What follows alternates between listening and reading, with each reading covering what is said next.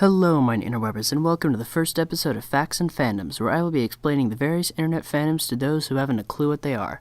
Today, I will be giving an unbiased and factual view on one of the most prominent and largest interweb fandoms, the My Little Pony following known as the Bronies.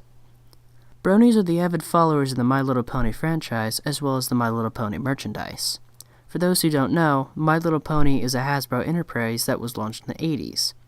It had its own cartoon to propagate its toy line and was mostly marketed towards kids and their parents, mostly to get them to buy the pretty ponies. Capitalism, huh? But the series didn't really pick up until its 2010 reboot with a much more modern animation style and a redone toy line. Since that injection of new branding, the fandom pretty much exploded with support and admiration, sparking one of the largest communities the interwebs have ever seen. The Bronies sprouted up everywhere on the interwebs, and after a few years, you couldn't go to a major website or two without seeing something related to My Little Pony. DeviantArt, Tumblr, 4chan, YouTube, Reddit, Twitter, Instagram, and Snapchat, all of these are major social media outlets, and all of them have come into contact with this hugely expanding fandom. I mean, DeviantArt and 4chan even have sections dedicated to literally just pony-related things. But the Bronies aren't just a ridiculously popular fandom. They propagate a message, and that is to promote friendship and tolerance, and to encourage almost cheesily cliché ideals, like following your dreams no matter what, or that everything will be okay as long as you have friends in the end. I know they don't sound that corny right now, but try not to cringe when you hear an 11-year-old tell you about the magic of friendship and how he's going to be an astronaut when he grows up.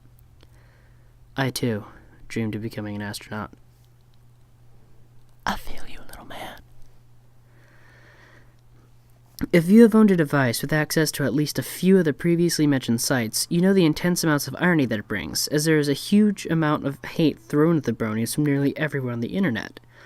I myself haven't been able to pin the exact cause of the butthurt toss their way, but here's what I pieced together from my time as an introvert and a laptop with an internet connection. The general stigma towards My Little Pony is that it's a kid's show, and anyone who openly admits to watching it is weird and probably has no life. They're not entirely wrong. Since the correlation between weird people and My Little Pony has already been accepted, people attribute people like basement dwellers and neckbeards to watching it. Again, not entirely wrong. Combine this with the open-mindedness and tolerant nature of the interwebs, and you have a main course of general disappointment with the side of insults to chow on. Really, if people weren't anonymous on the web, lots of people would be speaking very differently, and this applies everywhere. Think about it. If a person knows their identity will be made public if they post a caustic comment, how many people would do it? Think on that for a bit, as that's all I've got time for today. Let me know your thoughts on the subject, or any others you want my thoughts on. Well, stay tuned if you want more rambles on interweb stuff. See you next vid.